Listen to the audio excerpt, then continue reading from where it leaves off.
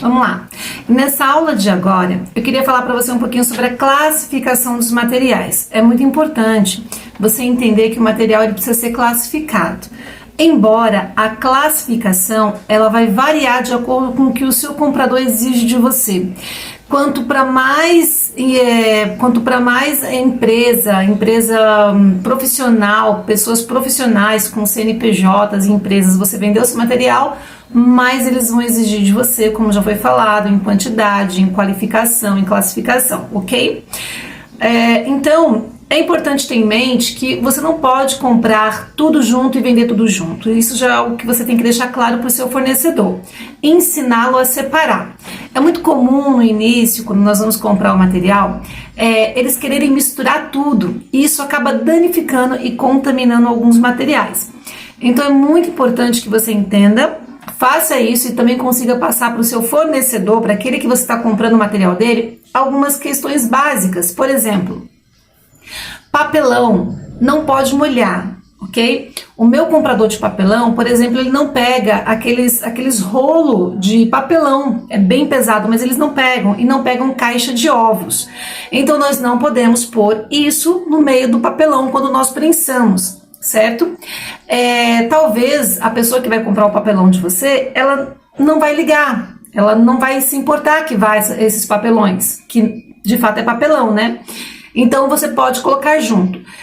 Mas molhar, aqui no Pernambuco onde nós moramos, eles não gostam que molham, né? Se molhar por conta de chuva ou se nós mesmos molharmos o material, eles descontam, tem um desconto.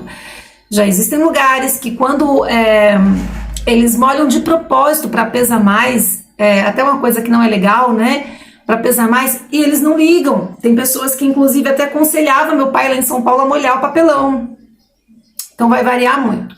Mas existem algumas coisas que não mudam e que não é legal acontecer. Por exemplo, a apara, né? Quando você compra a apara, que é aquele plástico, né?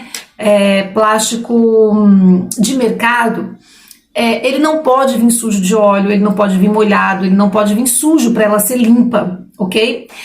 Quando diz apara limpa, não necessariamente é limpa de terra, mas é limpa dessas contaminações que não podem ter, como óleo, água, outros plásticos misturados.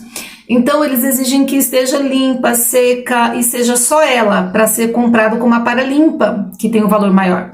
Então a gente tem que ensinar para o fornecedor que ele não pode misturar com as garrafinhas, por exemplo, porque nas garrafinhas vem garrafinhas de óleo, óleo comestível, óleo de carro, e se sujar eles não compram, né? Então, nesse vídeo de classificação, nessa aula de classificação, você vai entender uma classificação básica. Você tem que entender o que é reciclável, ok? O que não é reciclável, que é rejeito, você não pode comprar de forma alguma. E aquilo que é reciclável, mas que por algum motivo você não trabalha com, né, esse material, ou você tem dificuldade da venda desse material. Então, o que é reciclável, né, e que é fácil, acessível de encontrar e de vender, você pode comprar à vontade.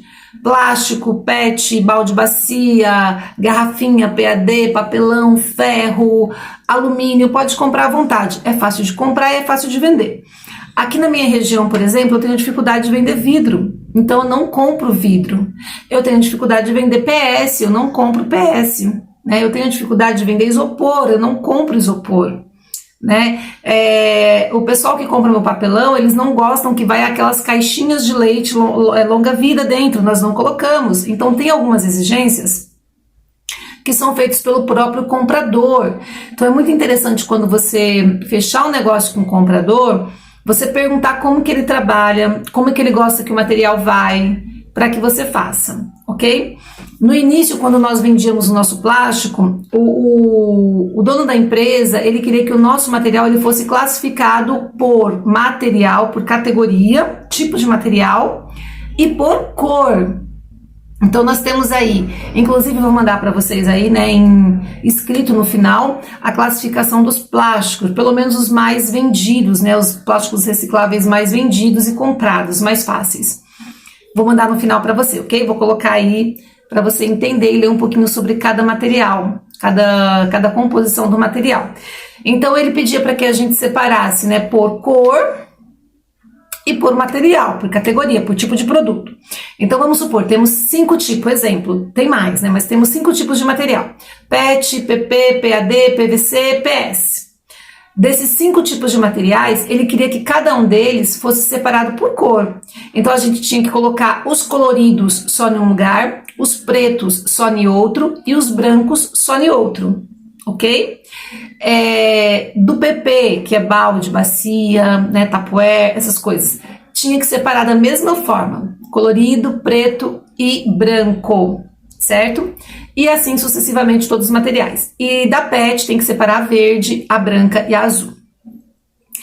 Então tinha que separar a categoria de material, o tipo de material e a cor. Hoje, né, ele facilitou pra gente e ele compra nosso material pelo mesmo preço e nós já podemos mandar só por categoria, sendo todos eles as cores misturadas, né?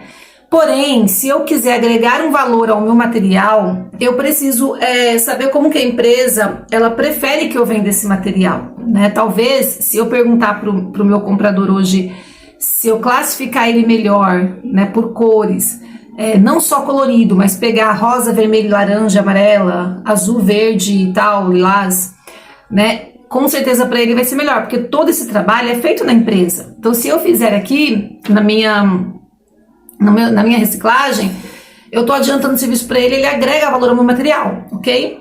Porém, tem comprador que não exige. Por quê? Porque ele tem um número grande de funcionários, você vai mandar esse material para a empresa dele, ele vai fazer isso rapidamente e vai pagar uma diferença pouca para você, então não vai valer a pena para ele.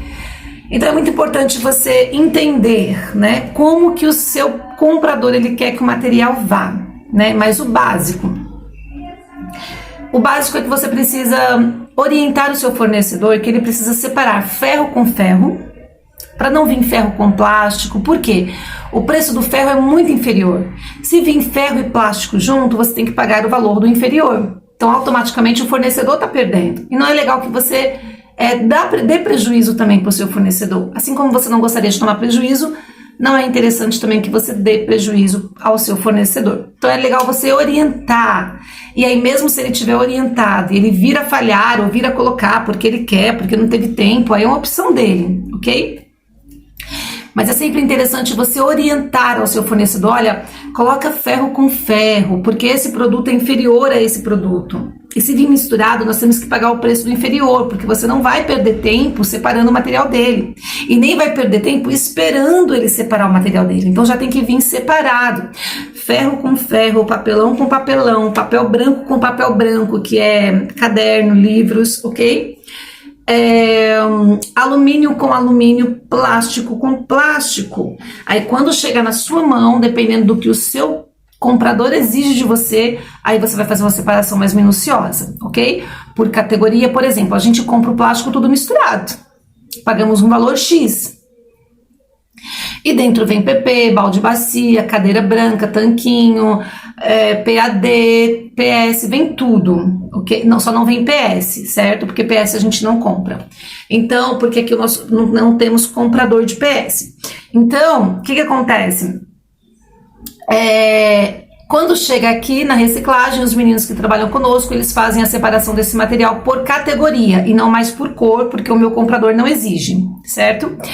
Mas nós separamos. E quando nós vamos prensar, seja o plástico, o papelão, nós limpamos ele tirando todo tipo de rejeito.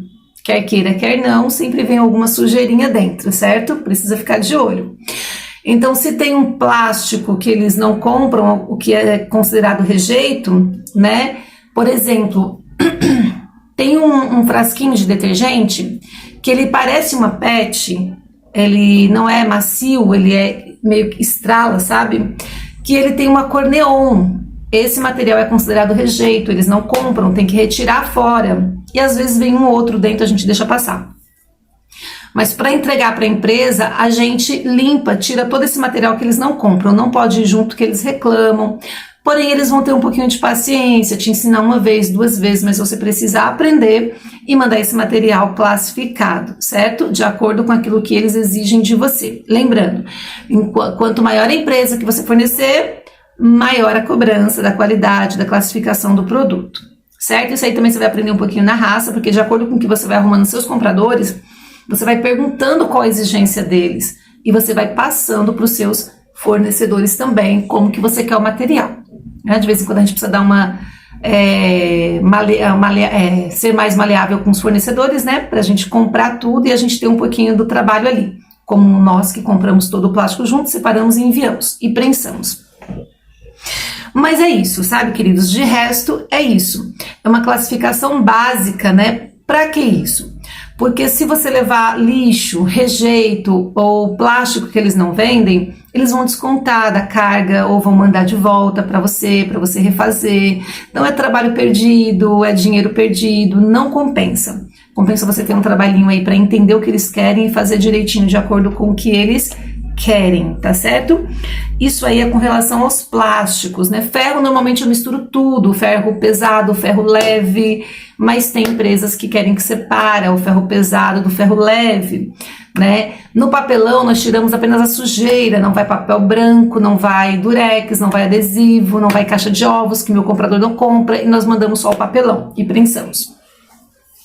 Então, quando esse material chega na empresa, eles examinam, se tem algo que não é de acordo, eles reclamam ou descontam, mas aí você já fica ciente para a próxima vez não ter esse desconto, que acaba sendo prejuízo também, não é verdade? Então, essa é uma classificação básica, né? Porque de acordo com o seu comprador, você vai ter uma classificação mais minuciosa, mais detalhada, só para você comprar e vender sem ter tanto prejuízo. Outra questão é o material reciclável, mas que você não vende com facilidade, né? É interessante você não comprar no momento. Por exemplo, aqui eu não vendo com facilidade vidro, nem PS, nem isopor, nem algumas outras coisas. Então eu não compro. Quando eu achar comprador, eu compro, né? Para quê? Para não ficar ali acumulando, fica acumulado o dinheiro, o espaço fica ocupado e o material não gira. Então não é interessante para nós ficar com material acumulado sem giro, sem retorno, certo? Então vocês identificam o que é mais fácil de comprar, o que é mais fácil de vender, façam uma classificação rápida, básica, entreguem esse material e peçam sempre orientação ao seu comprador. Como ele prefere que esse material vá, para você se especializar naquilo que ele espera de você, ok? Essa foi aí a nossa aula de agora e até a próxima, se Deus quiser.